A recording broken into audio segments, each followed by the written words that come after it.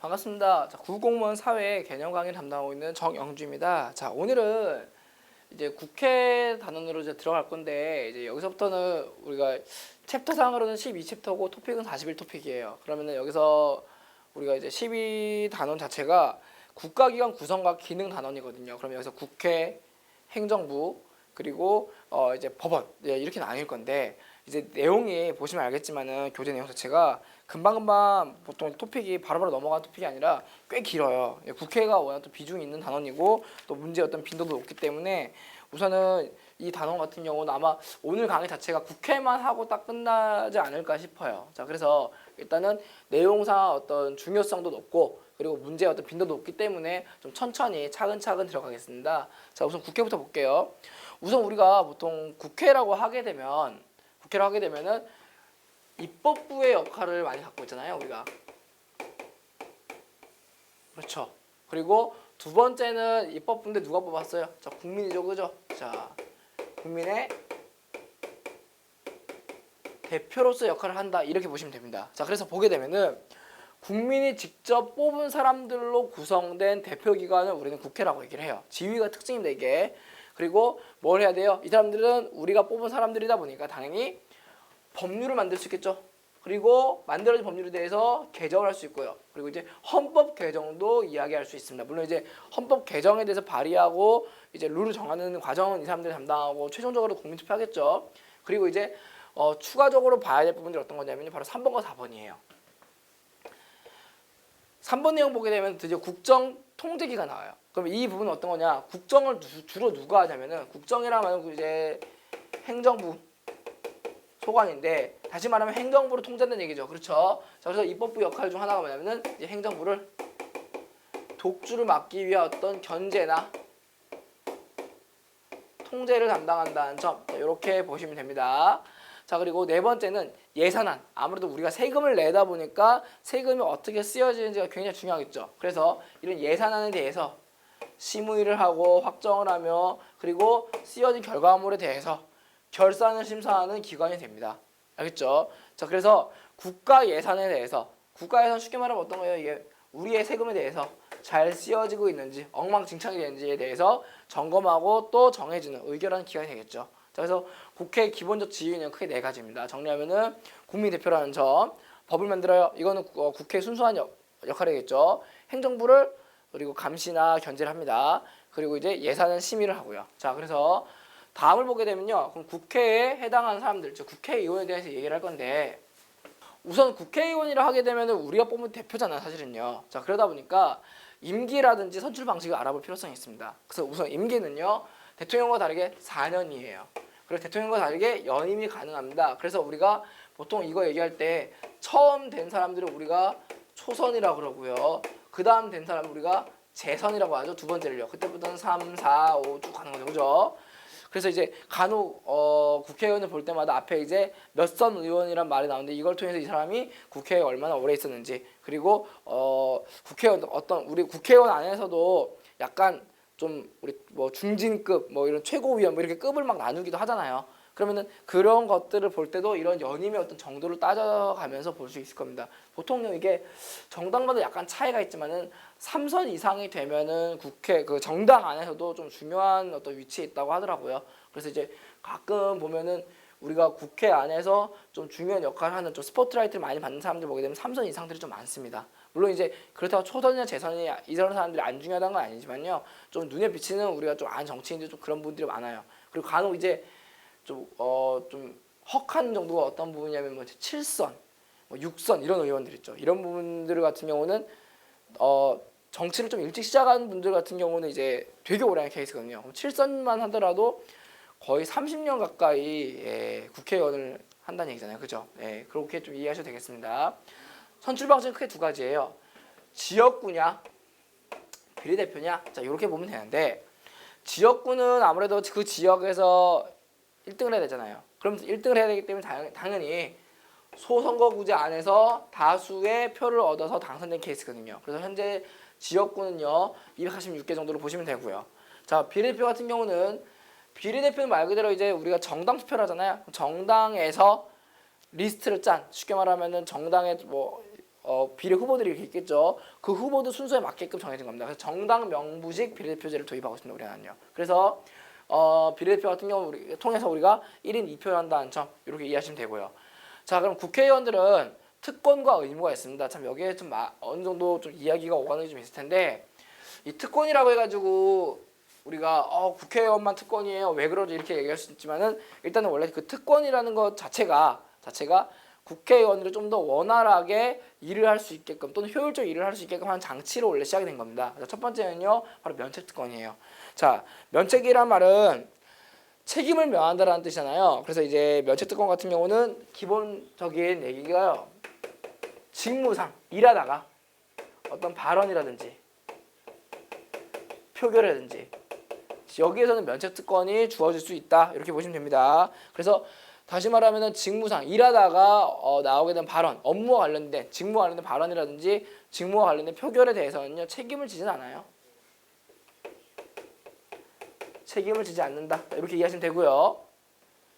자, 그리고 이제 두 번째는 불체포 특권이 있어요. 자, 체포하지 않는다는 얘기죠. 자, 체포하지 않는다는 얘기는 다시 말해서 그러면은 국회의원들은 마음껏 범죄를 저질러도 되나, 이게 아니라 기본적으로 룰이 있습니다.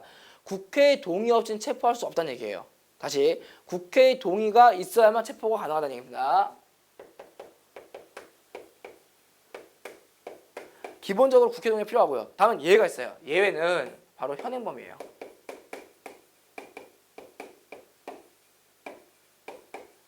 그냥 뭐 그럴 리 없겠지만은, 예를 들어 국회의원분께서 길거리에서 모두가 보고 있는데 막 살인을 막 저지르고 있으면은 그건 이제 현행범이 될 수 있죠. 그죠? 예, 표현이 좀 과하긴 하지만요. 그런 게 아니면요, 국회의 동의를 얻어야 돼요.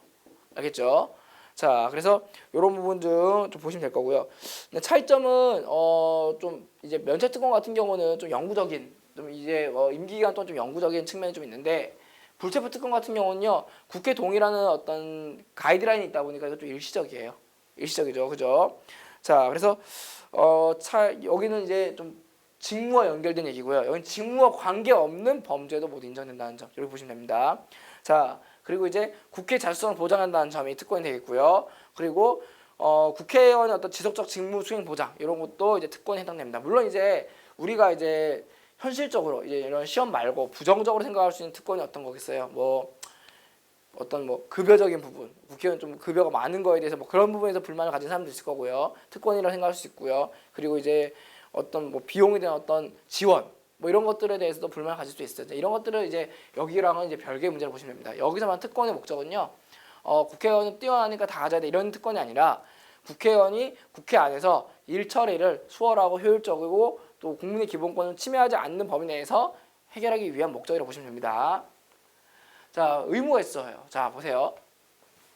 국회의원의 의무가 있으면 어떤 내용이 있어요? 그럼 첫 번째, 대표적으로 국회의원은 국민이 뽑아줬기 때문에 지위라든지 특권을 남용하면 안 된다라는 겁니다. 그렇죠? 예, 요거는 우리가 잘 알아놔야 돼요. 왜 그러냐면은 가끔 의무를 남용하는 국회의원들이 없다고 말하기 어렵겠죠, 그죠?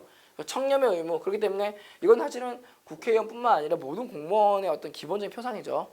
그리고 국익우선. 그래서 이제 대표적으로 나라의 이 국익에 좀 문제가 되는 국회의원들은 심히 문제된다 볼 수 있겠죠. 그래서 저는 개인적으로요, 다른 건 둘째치고 요 국익 우선에 반하는 국회의원들은 좀 많이 처벌을 좀 많이 했으면 좋겠어요. 특히 이제 아무래도 남자분들이라든지, 남자분들만 따로 얘기한 건 아니지만 우리가 흔히 말하는 군대 갔다 오신 분들은 좀 알 거예요. 이제 군 무기와 관련된 어떤 문제점을 볼 때마다 진짜 한심하다를 넘어서 걱정된다라고 얘기를 많이 하거든요. 그런데 이제 그게 단순하게 어떤 기업적 비리로 머물면은 그나마 그 비리만 문제면 해결하면 되는데, 국회의원이 만약 여기에 또 가담이 돼 있으면 굉장히 피곤하시거든요. 이런 식으로 얘기하면요.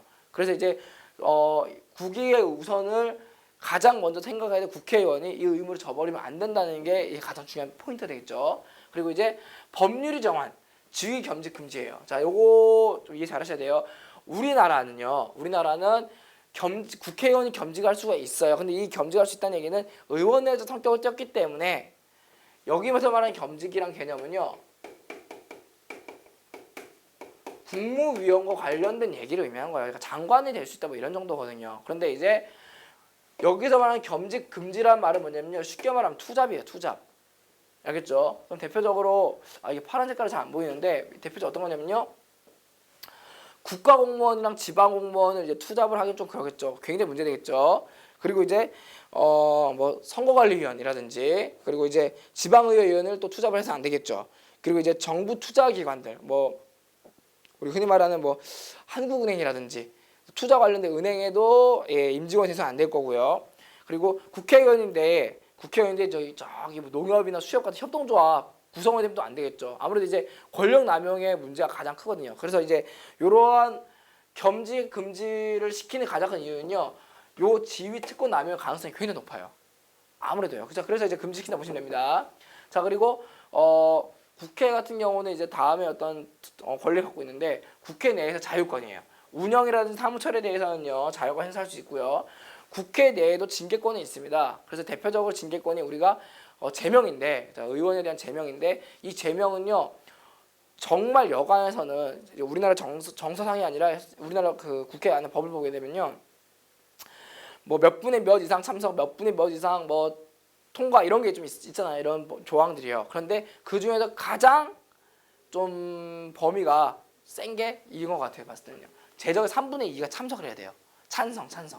그러니까 참석자의 3분의 2가 아니고요. 전체 인원의 3분의 2 이상이 찬성을 해야 제명을 시킬 수 있는 거예요. 그만큼 이제 어떻게 보면은 국회의원 제명되기가 쉬운 게 아닌데 제명된 경우가 가끔씩 나옵니다. 정말 문제 심하다는 얘기겠죠. 자, 그럼 국회 형태를 보게 되면요. 이건 우리가 2단원에서 챕터 2에서 공부할 때 좀 배웠던 내용들이죠. 자, 단원제와 양원제로 구분된다는 점. 단원제 말 그대로 우리나라처럼 의회가 한 개예요. 양원제는 미국이나 영국이나 일본처럼 두 개죠. 상원, 하원, 뭐 민의원, 중의원 뭐 이런 거, 그죠? 참의원 이런 거요. 자, 장단점이 있어요. 우선 우리나라가 선택한 단원제의 가장 좋은 점은요. 일단은 딱 그 한 가지 안에서 모든 걸 해결하기 때문에 법을 만들고 처리하기가 굉장히 빠르고 신속합니다. 그러다 보니까 시간적, 비용적 절약이 가능하겠죠. 또한 문제가 터졌을 때 책임 소재가 굉장히 분명한 장점이 있어요. 근데 아쉬운 점은요. 속도가 빠르다 보니까 좀 법안에서 굉장히 경솔한 법안이 나올 수 있어요. 즉 다시 말해서 법안이 통과가 됐는데 이 통과 때문에 말이 많은 경우가 많겠죠. 그렇죠. 대표적으로 저는 개인적으로는 지금 한 3, 4년 전에 나왔던 얘기 중 하나인데 그 국회의원 분들이 한 번만이라도 하면은 이제 뭐 연금 나온다는 그런 법 있잖아요. 네, 그런 법이 저는 굉장히 좀 경솔하지 않았나 싶기도 해요. 아무래도 그런 건 보통 이제 이게 우스갯소리지만은 보통 법 만들게 되면 여당 야당 간의 어떤 충돌이 되게 심했거든요. 이런 게. 그래서 법 만들기가 만만치 않았던 시대인데 그때만 하더라도 그 법만큼은 여야가 합심해서 금방 통과됐던 법으로 저는 기억을 하고 있어요. 개인적으로는요.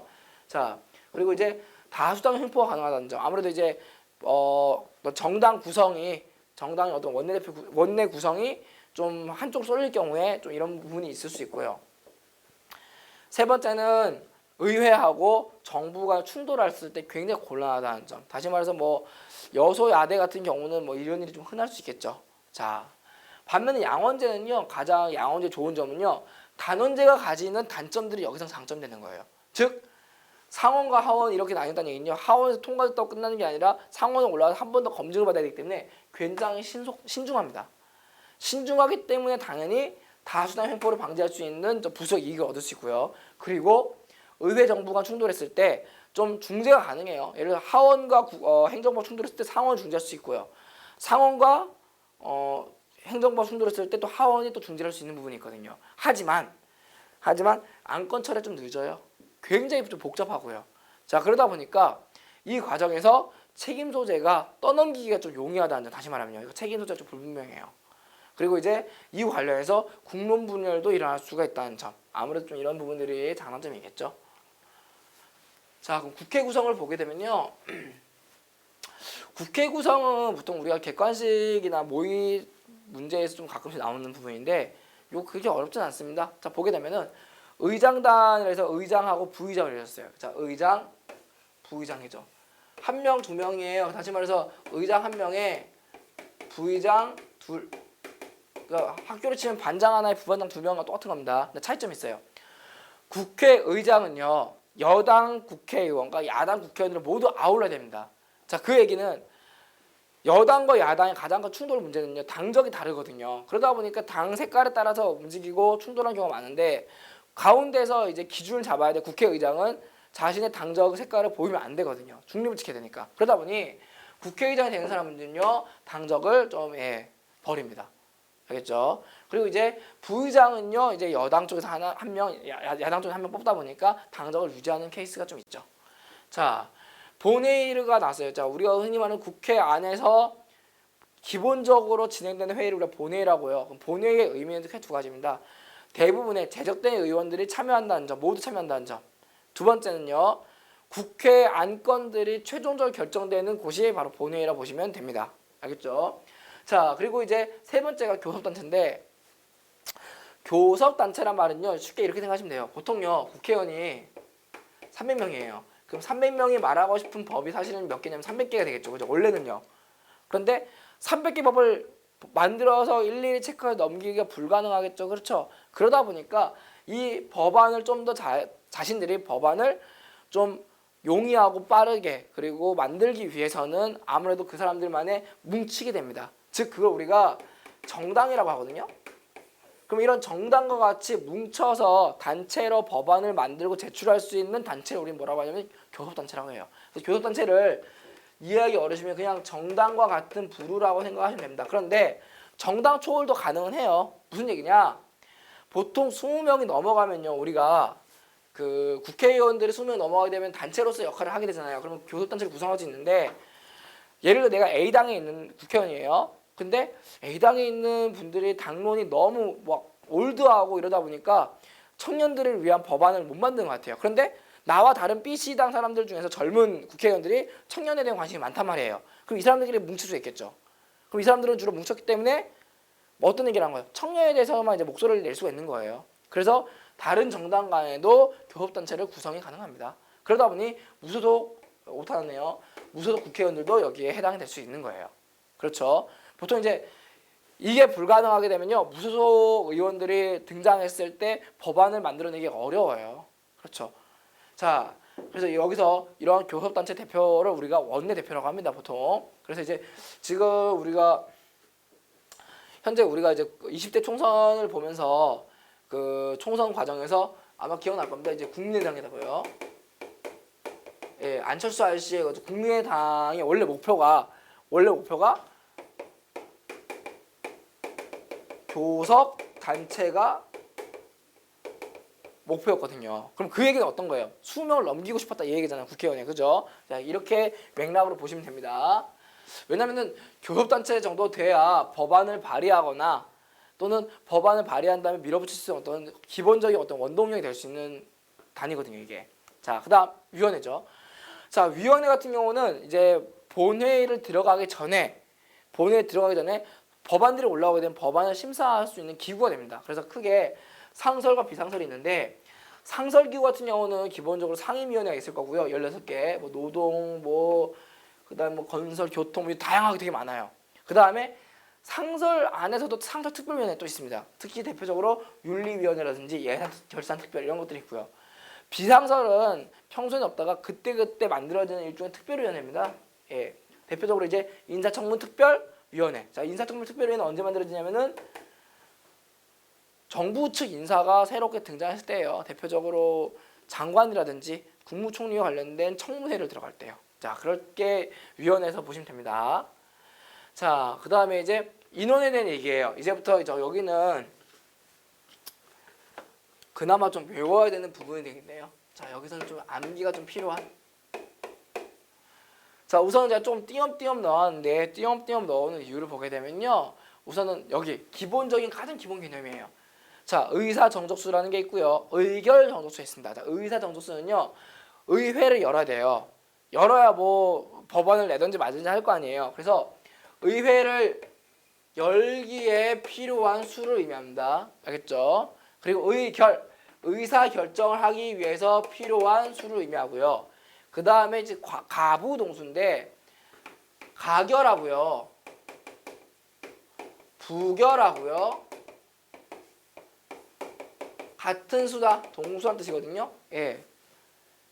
그럼 이 경우는 우리가 보통 부결이라고 그러죠. 부결. 가결이란 말을 보통 우리가 흔히 말하는 이제 과반을 넘겨야 되잖아요.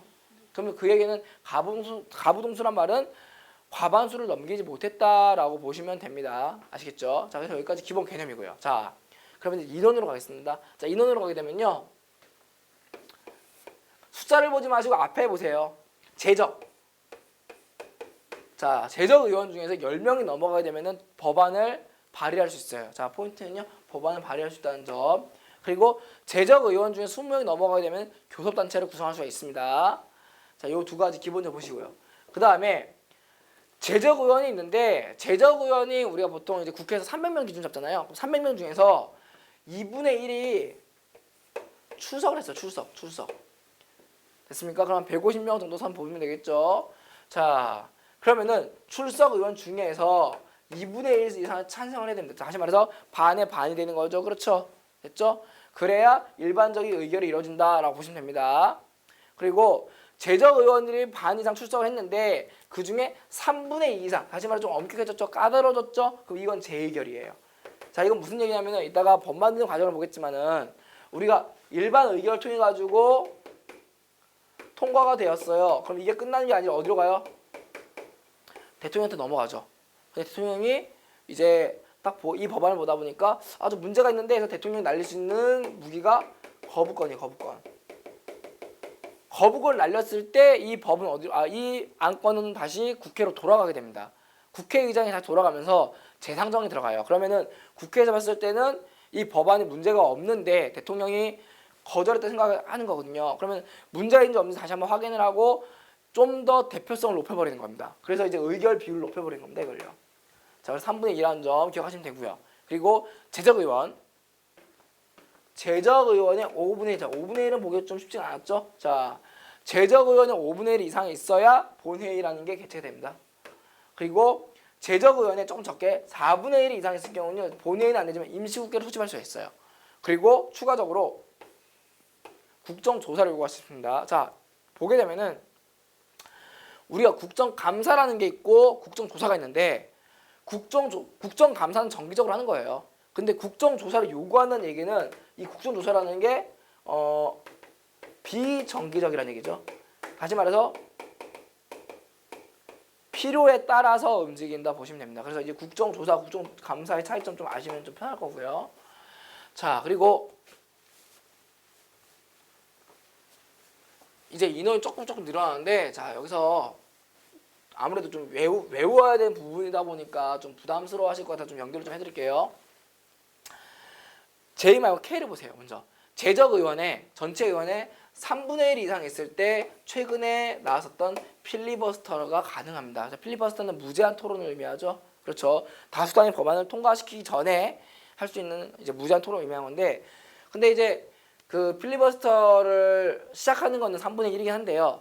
이 필리버스터를 종료하는 거는 제적의원의 5분의 3 이상이 필요합니다. 알겠죠? 네, 그래서 보통 가끔요, 3분의 1보다 5분의 3이면은 거의 60%인데 이게 가능할까라고 하는데 충분히 가능하죠. 왜냐면은 필리버스터는 주로 다수당이 안 하고 이제 소수파가 많이 하거든요. 소수당이 이제 필리버스터 하려고 노력을 많이 하지 다수당이 필리버스터를 할 필요는 없어요. 그러면은 다수당 입장에서는 필리버스터를 빨리 끝내야 되잖아요. 그죠? 그럼 제적의원의 5분의 3 채우는 건 일도 아니겠죠. 자, 어쨌든 필리버스터가 최근에 나왔던 내용들이다 보니까 요 정도 좀 아시면 될 것 같고요. 그러면은 보통 일반적으로 제적의원은 3분의 1 이상이 넘어가면 할 수 있는 게 어떤 거냐면은 바로 행정부에 있는 국무위원들에 대한 해임 건의를 드디어 언급을 할 수 있어요. 발의할 수 있습니다. 그리고 탄핵 소추 또한 발의할 수 있고요. 근데 조심해야 될 건 그건 일반이에요. 대통령이 아직 아닙니다. 알겠죠? 그렇죠? 3분의 1, 100명 가지고 30%의 어떤 무기를 가지고 대통령을 끌어내리기는 어려워요. 그래서 여기서 말하는 일반 탄핵 소추는 아까 얘기했던 국무위원들부터 해서 뭐 공무원들, 그렇죠? 그 다음에 이제 우리가 흔히 말하는 그 정부 기관 관련된 사람들, 이런 사람들을 우리가 탄핵 소추를 할 수 있다 보시면 됩니다. 그런데 제적의원의 2분의 1 이상, 무려 50% 이상, 과반이죠, 그죠? 제적의원의 과반 이상이면 150이 넘어간다는 얘기예요. 그러면 이제 본격적으로 국무총리와 국무위원 해임 건의를 발의한 이후에 의사결정을 할 수 있다는 점. 그러니까 발의보다 의결이 더 세요. 그렇죠? 그 다음에 일반 탄핵소추 발의했으면 여기서 이제 의결이 가능하다는 점이 나옵니다. 알겠죠? 그래서 이렇게 좀 연결하세요. 이렇게요. 요거는 3분의 1, 요거는 2분의 1. 그런데 여기서부터 다르게 나오죠. 바로 대통령 탄핵소추를 드디어 이야기를 할 수가 있어요. 드디어. 그리고 헌법을 바꿀 수 있는 것을 이야기할 수 있어요. 그리고 계엄 해제를 요구할 수 있습니다. 자, 그래서 일반적인 탄핵소추라든지 일반 해임과는 다르게 대통령 탄핵소추는 좀 더 세다는 점, 또 인원이 더 많이 필요하다는 점 보시면 되고요. 자, 그래서 제적 의원이 3분의 2, 이거는 거의 66%겠죠, 그죠? 그러면은 우리가 흔히 말하는 180명 과반수를 확 넘어버리는, 그렇죠? 법안을 그냥 한 번에 통과시켜 버릴 수 있는 수가 180 정도 보시면 됩니다. 그러면 보통 180 이상을 보게 되면은 대통령 탄핵소추를 드디어 발의를 넘어 의결이 가능하다는 점. 그리고 이제 헌법 개정안도 의결이 가능하다는 점, 발의를 넘어서요. 자, 이렇게 보시면 되고요. 의원을 드디어 제명할 수 있다는 점이에요. 그래서 우리가 좀 이해를 할 때 대통령 탄핵소추라든지 헌법 개정안 쉽지가 않은 이유가 어떤 거냐면은 제적 의원은 무려 3분의 2 이상의 동의를 얻어야 되는 거거든요. 그렇죠? 그렇다면은 보통 이제 여당과 야당이 서로 이제 첨예하게 대립하는 이런 양당제 입장에서 대통령이 탄핵소추가 되는 방법 딱 두 가지인 것 같아요. 첫 번째는 대통령이 진짜 잘못했거나 진짜 문제가 심하거나 아니면은 대통령을 배출한 정당 여당이 대통령 편이 아닌 경우죠. 그렇죠? 대표적으로 이제 좀 지나가 한 10년 전 얘기죠. 10년 전 이제 노무현 대통령 때 대통령 탄핵소추가 한번 의결됐었잖아요, 그때. 그래서 이제 헌재까지 갔었는데 그 얘기는 뭐냐면은 당시 대통령을 만들었던 정당이었던 민주당에서 탄핵소추에 일정 찬동했다는 얘기거든요. 그렇죠. 물론 이제 그 안에 이제 노무현 대통령 때도 이제 민주당 외에 뭐 열린우리당 같은 정당들이 막 생겨나다 보니까 이런 과정에 어떤 갈등과 충돌이 있었긴 하지만은 다시 말해서 대통령 탄핵소추까지 간다는 얘기는요, 그만큼 제적 의원의 비율이 어마어마하다는 얘기예요. 예, 그만큼 이제 입법권의 어떤 대표성이 정말 강하다는 뜻이거든요. 자, 이렇게 보시면 될 것 같습니다. 자, 그다음 본회의로 갈게요. 자, 본회의는 기본적으로 국회에서 기본적으로 진행되는 회의를 의미하는데 특징은 두 가지죠. 제적 의원 전체가 일단 참여를 해야 된다는 점. 두 번째는 여기서 말하는 의사가 국회의사를 최종적으로 결정한다는 점입니다. 그래서 정기회의하고 임시회의는 아니는데 정기회의는 1년에 한 번 소집해요. 즉 9월 달부터 해서 석 달 기준인데 초과하지 않는다는 점. 그래서 특징은요, 뭐 그냥 똑같습니다. 일반 안건 처리하고 예산안 심의 의결하는데 국회 기능을 하는데 국정감사를 한다는 점 요 기억하시고요. 반면에 임시회의는요, 그때 수시 소집을 합니다. 그래서 이 경우는요, 대통령이 요구할 수도 있어요, 이건요. 그래서 대통령이 요구하거나 아니면은 제적 의원의 4분의 1 이상이 요구할 경우입니다. 그래서 그러다 보니까 회기는 정기에 비해서 짧아요. 30일이에요. 초과할 수 없고요. 그래서 차이점은 일반 안건 처리 똑같이 하는데 여기서 국정감사를 했다면 여기서 이제 국정조사를 하겠죠. 예, 요 차이로 보시면 됩니다. 알겠죠? 자, 그럼 국회 어떤 회의 원칙을 보게 되면은 크게 세 가지로 구분이 됩니다. 첫 번째는요, 기본적으로 국회 회의를 일반인이 공개한다는 점 하나. 두 번째, 회의가 아니라 회기예요. 회기 계속 원칙이라 해가지고 9월에 정기국회가 딱 열렸는데 그 회기 중에 법안들을 처리하는 과정에서 의결되지 않은 안건들이 있을 거 아니에요. 그러면은 이제 그 안건을 폐기시키는 게 아니라 다음 회기로 바로 연결 들어가요. 왜 그러냐면은 만약에 회기를 넘어갔는데 다시 안건을 올리는 과정이 있을 거 아니에요. 그러면 법 만들 때 바로 올리는 게 아니라 상임위원회 거쳐야 되고 법제사법위원회 거쳐야 되는데 이러한 좀 시간적인 비효율성을 막기 위해서 바로 다음 회기로 연장된다 보시면 됩니다. 다만 국회의원이 임기가 만료됐을 경우에는요, 폐기가 가능하다는 점도 아시면 되겠죠. 그리고 일사부재의 원칙이라 해가지고 한 번 부결됐어요. 한 번 커트당한 의원들이 있을 겁니다. 그러면은 회기 내에서는요, 다시 제출할 수가 없다는 점. 자, 그렇게 이해하시면 됩니다. 자, 그리고 국회 선진화법이 있는데, 자, 국회 선진화법 같은 경우는 요거는 시험 빈도가 확 높은 그런 건 아니에요. 그런데 이제 2012년 이후에 이제 이 법이 나오다 보니까 이와 관련된 내용들을 좀 알아두면 편할 것 같아요. 쉽게 말하면은 다수당의 어떤 절대적 횡포를 방지하기 위한 목적이에요. 그래서 다수당 그러게 되면 보통 우리가 150 한석 넘어가면 그때부터 다수당이긴 하잖아요. 그런데 이제 다수당이라고 하더라도 그 180석이라는 기준을 새로 제시하는 거예요. 3분의 2 이상이죠. 자, 그래서 보통 우리가 180석 이상을 넘지 않을 경우에는 법안에 대한 강행 처리가 불가능하다고 얘기합니다. 자, 그래서 이 부분은요 좀 이해를 이렇게 하시면 어렵진 않을 겁니다. 자, 국회 권한이 있는데, 자, 국회의 권한은 크게 네 가지예요. 법률을 제정하거나 만들거나 또는 개정하는 권한이 있고요. 그리고 헌법에 대한 어떤 개정 권한이 있습니다. 그리고 조약의 체결 비준, 이거 누가 하겠어요? 이거는 행정부가 하겠죠. 여기에 대해서 동의권이 있다는 점, 그리고 국회 내에서 그들만 규칙을 정할 수 있는 권리가 있다는 점 보시면 됩니다. 자, 그래서 법률을 만드는 과정을 보게 되면요. 자, 요거 이제 교재의 내용을 따온 거예요. 이거 일일이 그리기 좀 쉽지 않더라고요. 자, 우선은 우리나라는 아무래도 의원 내각제 요소가 있는 나라잖아요. 그러다 보니 국회의원뿐만 아니라 정부도 법안을 제출할 수 있다는 점 이렇게 이해하시면 되겠습니다. 그래서 특징은요. 정부는 국무회의에서 심의를 한 다음에 제출하는 케이스고요. 국회에서는 이제 10인 이상의 어떤 의견이 있으면은 안건을 통해서 제출합니다. 자, 그러면은 이것을 누가 받아들이냐면은 국회의장이 이 법안을 받겠죠. 자, 그래서 국회의장이 이것을 이제 회부 과정을 거칩니다. 자, 회부라는 걸 쉽게 얘기하면요. 본회의에 이런 법안이 올라올 거예요라고 보고를 한 다음에 관련 상임위원회로 심사하세요라고 보내는 거예요. 알겠죠? 그렇다면은 상임위원회에서는 이제 법제사법위원회를 통해 가지고 이제 이 법안이 문제가 있는지 없는지를 심사하는 거예요. 자, 그럼 이 과정에서 상임위원회는 법률을 검토하겠죠. 그럼 검토하는 과정에서 그래, 괜찮은 것 같은데 그러면 이제 법제사법위에 넘겨가지고 윤리적으로 문제가 있는지 없는지 이런 걸 파악한 다음에 문제가 없으면 통과를 시켜요.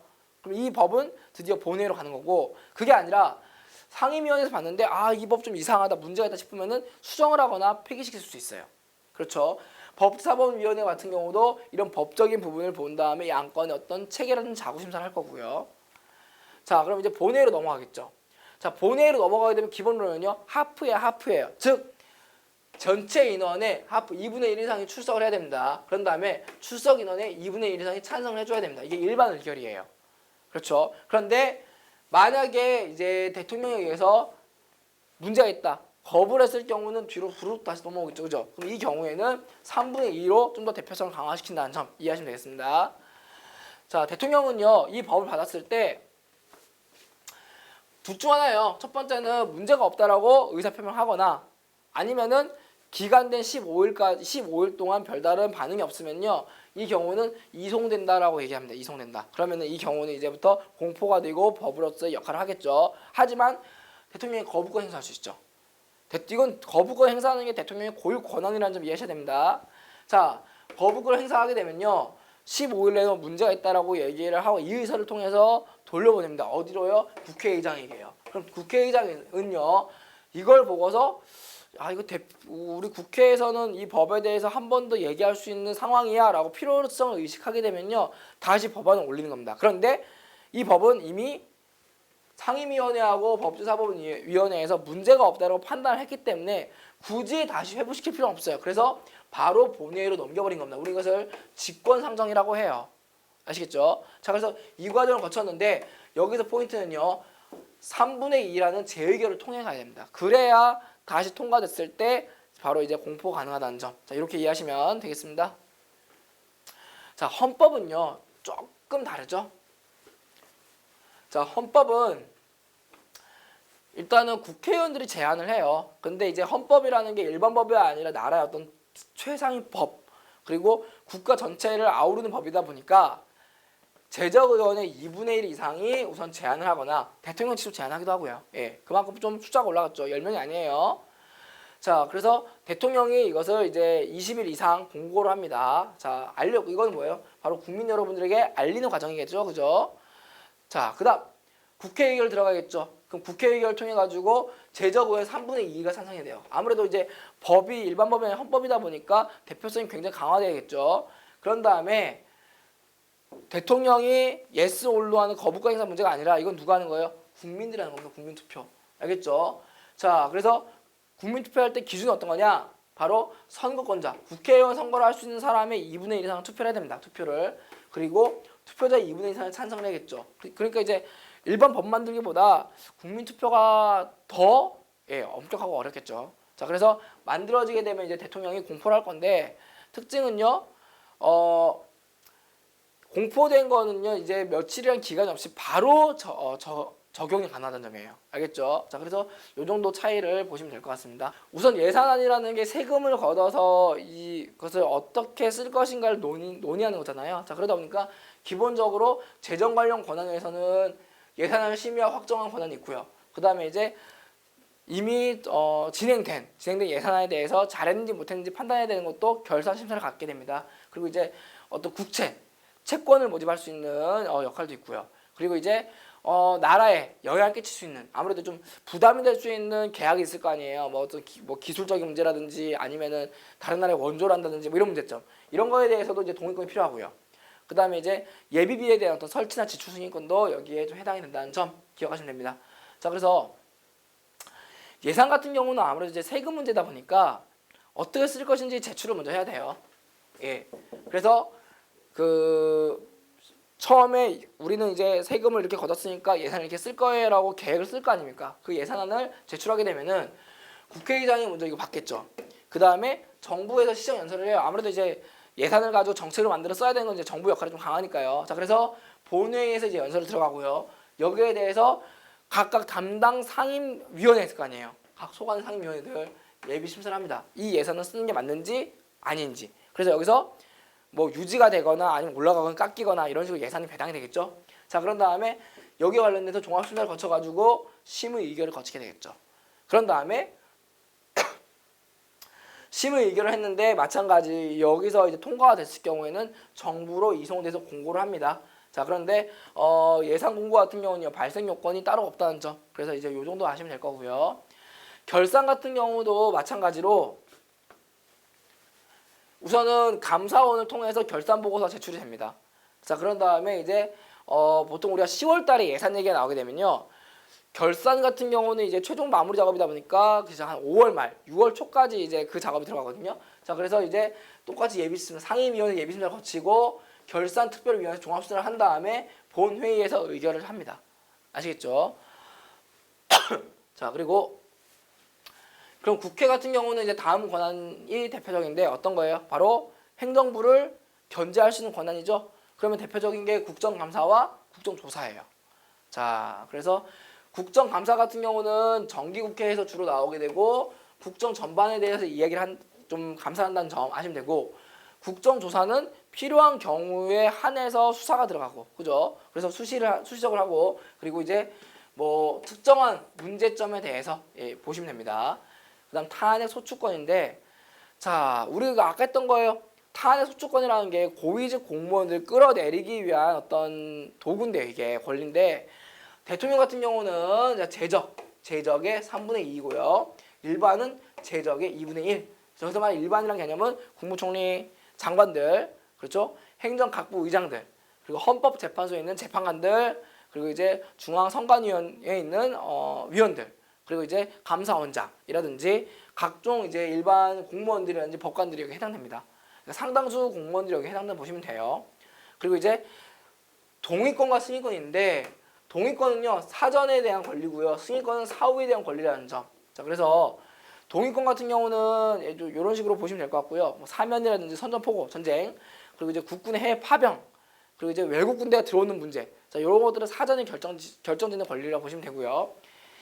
승인권 같은 경우는 대표적으로 어떤 문제가 일이 벌어졌을 때 이 문제에 대해서 나중에 어떤 발동을 하는 거거든요. 대표적인 게 긴급명령이에요. 네. 그리고 이제 긴급재정 및 경제처분 및 명령도 해당이 됩니다. 자, 그리고 이제 그 외에 우리가 알 수 있는 게 계엄해제 요구권이라든지 그 다음에 해임 건의권 그리고 총무나 국무위원들 그러니까 장관들을 추석할 수 있게끔 하는 것들도 이제 국회가 행정부에 대해서 국정감시라든지 통제를 할 수 있는 권한으로 보시면 되겠습니다. 자, 이렇게 의회가 하는 역할도 많고 그 다음에 중요성도 우리가 다 부각이 되고 있는데 마지막 파트 보게 되면 우리가 항상 얘기하는 게 의회 민주주의 위기란 말이 나와요. 의회 민주주의 위기에는요 우리가 크게 딱 두 가지만 아시면 돼요. 첫 번째는요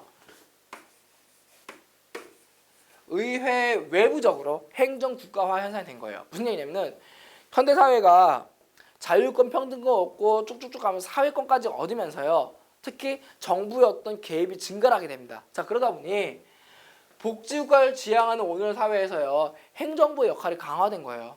예를 들어서 복지와 관련해서 국회의원들보다는 복지와 관련된 부처의 장관이라든지 담당 직원들도 잘 알거든요. 그러다 보니 행정부가 점점 커지고 전문화가 됩니다. 그러다 보니 법을 만들다 보더라도 국회의원들이 입법하는 건수보다는요. 행정부 입법 건수가 더 증가하는 그림이 나오게 돼요. 자, 이 문제는 다시 말해서 전문성 문제거든요.